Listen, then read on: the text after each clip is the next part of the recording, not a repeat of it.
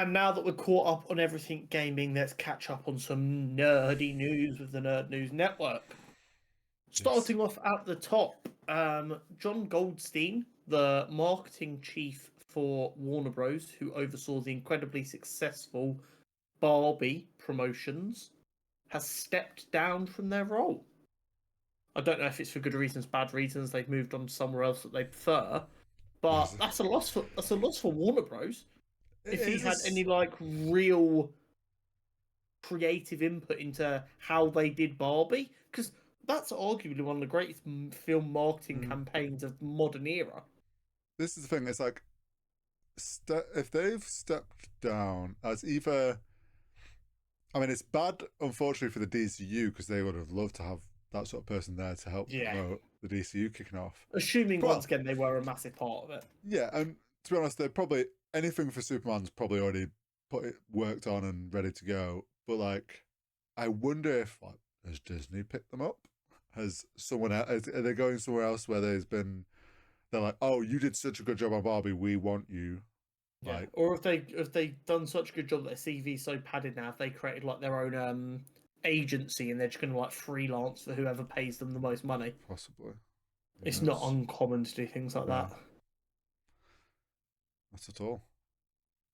Next up, Cynthia Erivo, I think I'm pronouncing that right, said she wanted to play Storm in the MCU off the back of the incredibly viral Wicked. Yes, I saw this. I mean, not against it. Well, we obviously want to see Storm in the MCU. I'm desperate for Storm in the MCU. I don't get Storm vibes from her personally. She comes from like very much a musical theatre background, and I don't know if that would help or hurt with Storm. Don't know. And I also wouldn't be against getting like an African-born actress to come play Storm I get properly.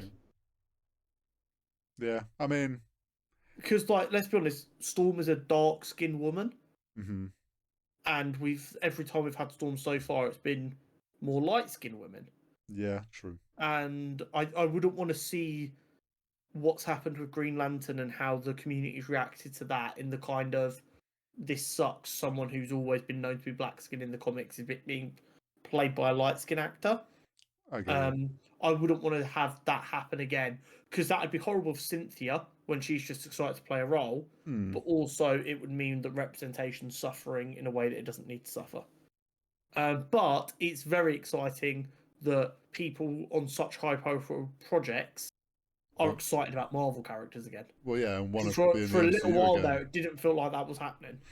Yeah, there was a period of time where I don't think anyone was really being like, "Oh, I want to be in the MCU" because it was in a bit of a dip, and they're like, "Oh, Yeah, unlucky MCU," but now they're back on it. exactly. Denis Villeneuve has confirmed to the Wrap that he will end his Dune tenure with Dune Messiah, as he said, and I quote, "After that, it would become unhealthy." Which I think is just responsible, isn't it? Well, Know your yeah, limits. it's we know any of these big like trilogies. I look at Lord of the Rings, Peter Jackson. Takes a lot Like out you. they often then take years off because it's just like yeah, it's a lot to put into these. Them films steal your soul. Yeah, and like we know the Dune films have like there is a huge amount of pressure for the third one to be better than the second. Like these first two have blown people away.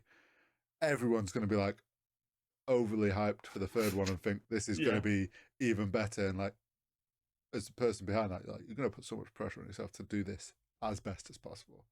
exactly. So, Exactly. I couldn't agree more. The Hollywood Reporter has said that Sony executive Palak Patel, that oversaw Sony's Spider-Man spin-offs and the MCU Spider-Man films, has left the company.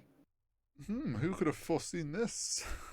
I mean, again, I'm sure he's not particularly bad or particularly good at what he does. I don't know what the role of an executive in this regard actually is. This is one of them jobs that feels like a made up job. Maybe he had a lot of input, maybe he had no input, maybe he should have had more input to save the spin off films. I don't know.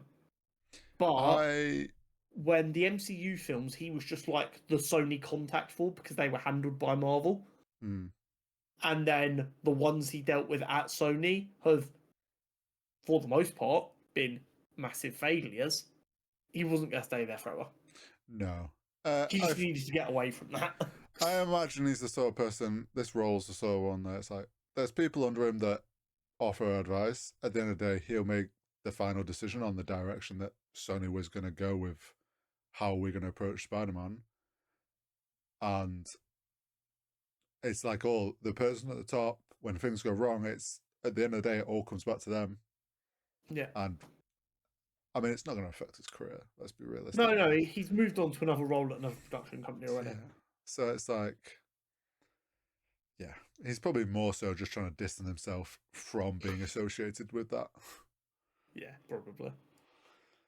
Coleman Domingo has joined Edgar Wright's Running Man reboot, according to Deadline. Of course, the Edgar Wright reboot of the Arnold Schwarzenegger 80s film with Glenn Powell and co.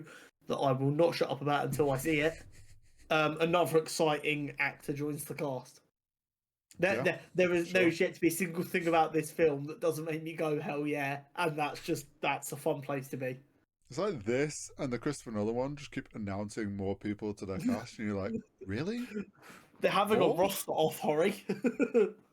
It does feel like it's like, oh, who's gonna leak the next person or announce the next person joining the cast?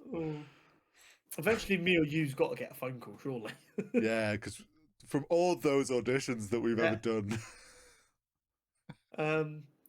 The Fox, Warner Bros. And Disney project, Venue Sports, that would have streamed ESPN, TNT, and Fox Sports all together in one place, has been cancelled. Do we wonder if they realised they get classified as a monopoly for doing this, and then? I was going to say, do you remember us discussing this? It feels like forever ago. Yeah. I think back then the project didn't even actually have a name. And we were like, surely that can't happen. None of these people are going to play well enough, long enough for it to happen. And also, that would absolutely be a monopoly. Surely the FTC would be like, absolutely not. I bet it got put into a pitch deck. There was probably some disagreements on splits because these companies would take ages. And then they'll also have got some lawyer to look it over who will have gone, this is going to get contested as a monopoly. Be prepared for that. And then they've all kind of gone, yeah, it's not. Well, it's funny because you've got to remember Disney already owns Fox. Yeah. So which is part of the reason I was like, that's weird. I don't know how that even makes sense. So yeah. We got an Until Dawn teaser. Apparently a trailer's due next week. Have you ever watched or played the Until Dawn game? No. Okay, so Until Dawn was a PlayStation exclusive. And as I think I've said before, I'm a massive nerd for watching playthroughs of horror games. Mm-hmm. I can't do it myself, but I love watching it. It's my favourite thing. This is one of my favourites. It had a lot of very good actors in it. People like Jordan Fisher were in it. You had your gentleman who was in Agents of S.H.I.E.L.D. and played the hidden Hydra agent were in it. Melinda, I forget her name, who played London Tipton in Zack and Cody was in it. Yeah. Lots of like recognizable faces that you'd be like, oh, that's so and so. Rami Malek was in it. How the fuck did I forget Rami Malek? Yeah, before he was very famous as well, which is really funny in hindsight. And they're making a film based on the game. Mm-hmm. And I don't know if you remember, I said, I wonder how they're going to do that, because the game is like, you control how many people survive based on your decisions. Right. And are they just going to tell the same story? Yes, I feel like they're not. Got you. They're telling a different story with a different cast, but they're making it almost video game-like. Right. In the sense of what they said in the teaser was, they get trapped in this place and they've got to try and survive until dawn. But every time they all die, it like resets. Or every time a few of them die, it resets. and like Got you. the style of horror film changes. Hmm. I like That's conceptually, I like what they're trying to do. We'll see if they manage to pull it off. But the idea of them being in like a slasher horror, yeah. and then like it resets, and they're like, "Wait, well, okay, what did you do this time? What? How do we get out of here?" And then they're in like a psychological horror for the next 30 minutes. Sounds interesting. Yeah. It'll all come down to how well they pull off like the different Absolutely. styles of horror. Yeah, and if it's just like tonally styles, or if they try and fuck with visual styles, and but Yeah. I'm a big fan of people trying stuff in an artistic way. Yeah. So I I mean, I guess will be giving this film a chance. the other thing as well is like, do they end up straying too far from it feeling like Until Dawn? Like, is this Yeah. just? Is there Is any it need for just it to be called that? it's a horror film? We're using a video game IP, and we've put Yeah. what is a kind of video game element to it. Yeah. Jobs are good at. Yeah. We'll kind of wait and see, I guess. But there is always a chance that they nail the concept so well that Yeah. even though it isn't Until Dawn, we're like, who gives a fuck? That Fair. rocked. Yeah. True. But yeah, it was interesting. I look forward to seeing the trailer. I think they said next week or in the next few weeks. This one pissed me off to no end. I saw this on the this headline. I was like, oh, I'm sure that I know it's gonna. Yeah. Andy Muschietti, the director of The Flash, has claimed The Flash flopped because no one is interested in the character, and on a budget that big, studios expect the film to appeal to everyone. Yeah, those people that watched all the way through the Flash CW don't care about the Flash at all. So this is one of numerous points to be made here, right? If a film with that big a budget needs to appeal to everyone, and you're going to use a character that you says no one's interested in, it shouldn't have that big a budget. Find a way to do it cheaper. Agreed. Secondly, the CW managed to make The Flash one of their most successful shows for a decade. Yep. People care about the fucking character. Maybe, just maybe, you don't make The Flash's first ever feature film not have any of his villains in it. Maybe, if you actually want to get people to care about the Flash, maybe pick an actor that they don't hate. Like, I'm not being funny. Imagine, right, launching a character on the big screen for the first time, and I've said this before. The Flash has probably got a top 5 rogues gallery in comic books. Mm-hmm. For his first film, you have a legitimate option of just Captain Cold. You don't even need all of the rogues, but you could do all of the rogues. Gorilla Grodd or Reverse Flash. Mm-hmm. Like all three of them, and that's without even looking at a comic book or breaking a sweat. That is just 3 Flash villains: Captain Cold, Gorilla Grodd, Reverse Flash. Boom, done. And they went, what if? No. What if we do the Black Racer, who is the embodiment of death, but we make him uninteresting in every way, and we shoehorn in a weird reveal that it's a version of Barry? Yeah, which then is trying to almost make it Reverse Flash, but isn't. Yeah. And then it was like, it was such a.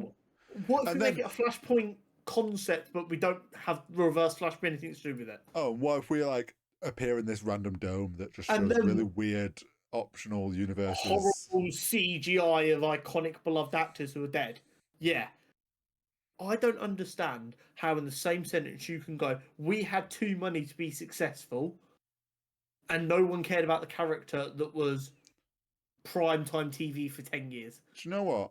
I think what are we doing? I think you get on really well with that executive that didn't understand why Craven flopped. Like, I think those two had really hit it off in a room together. I've got to be honest. When I saw that he was director of Batman: The Brave and the Bold, I wasn't super worried. I was a little bit but I was like, I trust James Gunn. If he's going to come out and say that the Flash flopped because no one cares about the character and it had too much money and therefore too much pressure on it, get him the fuck away from Batman. I mean, my hope was get him away from films. I mean, yeah, I would like to think James Gunn has strong control over these films at the moment, at least for the start of this. Like, he Right. is going to be yay or nay on a lot of the things. I would imagine if James Gunn isn't happy, he will get rid of him. I So, try and keep my ego in check with things like, oh, I think I could do a better job than these people who do this as their career and are very talented. Never before have I read something that's made me instantly go, I would be a better director than you tomorrow morning. here's also, like, just to play Because devil's I wouldn't advocate have made here. that Flash film, I promise you fucking that. To play devil's advocate on his comment here, this could just be him saying the words of the executive team that are telling him that's how he has to respond to these questions. Maybe. But if that's the case, the entire executive team also needs firing. Well, yeah, we've said that. We know that. That was insane to me. No one cares about the Flash. Like, if he's like, my film's flopped and the executive team's telling him, oh, it's because no one cares about Flash. And if anyone asked you, that's what we're saying. It's not our fault. Yeah, it's craziness. Yeah. Captain America: Brave New World would be the shortest Captain America film with a runtime of 1 hour 58 minutes. I've got to be honest. If you told me 1 hour 58 minutes was the shortest Captain America film, I'd be surprised. It's funny because I saw this and I was like, oh, that's in my head, right? And this is because of partly I think because of my age and your age as well. You'll think the same. 1 hour 20 used to be the standard length, like a 90-minute film, maybe 110 minutes was kind of like your standard runtime, hour and a half. Yeah. Now, bearing in mind, this is the shortest. Is like, it's still long. Only half an hour shorter than Civil War, which is the longest. So Civil War with all them characters is the longest. Yeah. Winter Soldier is 2 hours 16 minutes, and the first Avengers 2 hours and 4 minutes. Yeah. So it's a negligible difference. Yeah. But we now have a runtime 1 hour 58 minutes. I think it's fine. Yeah. I like my films around the 2 hour mark. I think if I was to choose like my ideal film length, it'd probably be about 2 hours 15, 2 hours 20. But as long as you're kind of within 45 minutes either side, like, I'm not super stressed. Yeah, I mean, 2 hours is fine. Keep the 3-hour films for the big Avengers ones, like the big films that need it. Like, I mean, I would be lying if I said I wouldn't happily make every film I watch forever a 4-hour film. I don't mind spending that much time on something, but that's completely fine to me. Yeah. This was a Rogue One. Yeah, I had to Google this guy when you put it in here. Yeah. Ferran Tahir is apparently returning to his role from Iron Man 1 for the Vision series. So in Iron Man 1, he kind of played the chief kidnapper of Tony Stark at the beginning of the film. And then he gets burnt on the side of his face. Yeah. And they do kind of set him up as someone who might be a problem later, but he never is. No, never use him. And he joins the list of potentially set up villains who never get used. Yeah. But now apparently he's coming back for Vision. I like the idea that he's still pent up after your son, Tony. Well, yeah, it's like he's so pent up on still getting revenge on Tony that he's like, oh well, Tony made Vision. Yeah, good enough. I'm gonna hunt down Vision instead now. I mean, we have no idea what this Vision series is gonna be yet. Like, yeah, maybe he's gonna capture him to try and turn him into their weapon or something. Yeah, I really don't know, but there was just a weird one that I saw and I was like, we better include it. And then finally, just a tiny little bit to end the news, Daredevil trailer. Yeah, all new footage we've never seen before. Mm-hmm. We are so back. Do you know what's wild? There is a timeline where the original version of this show carried on. And this trailer would not have had Foggy in it, would not have had Karen in it. Like, it would have been... Wouldn't have had Frank in it. No. Probably would have been a very different vibe. Uh-huh.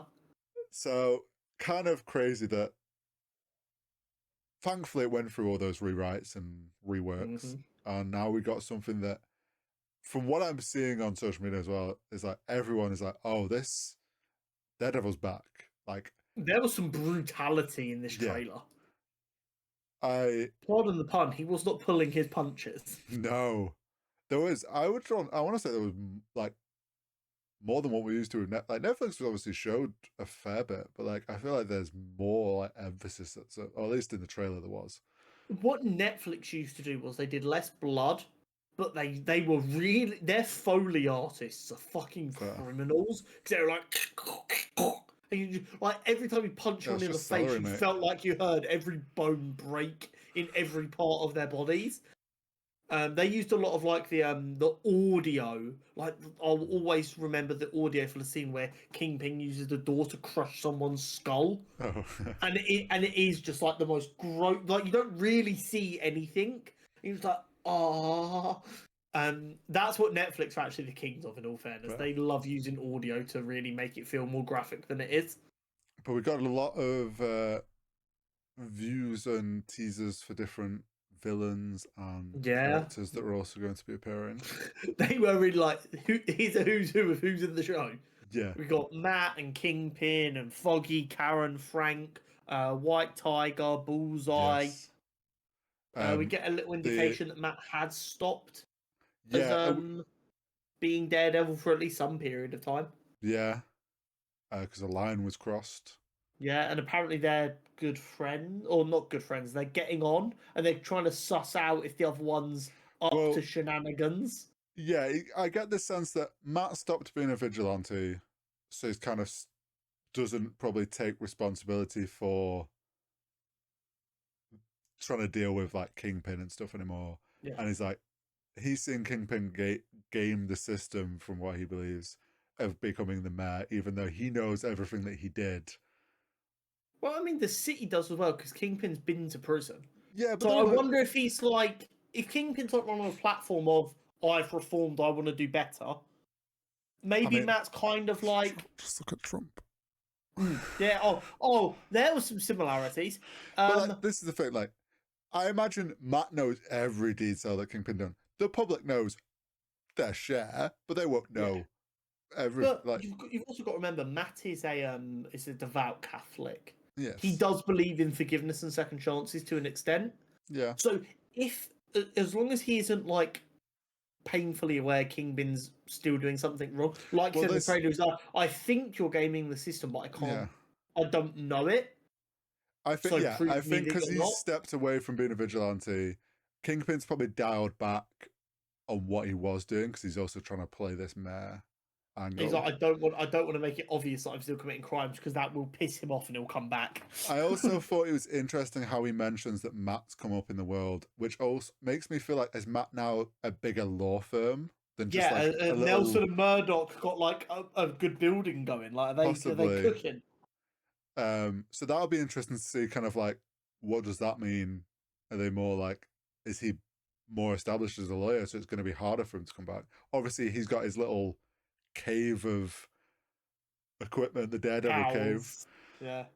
So I'm curious to see what happens, but it's got me ready for the show big time. March 4th, something like that. Yeah, month and a half.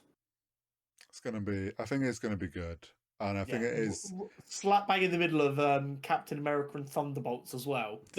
We go 3 for 3 there. Get ready for Fantastic Four.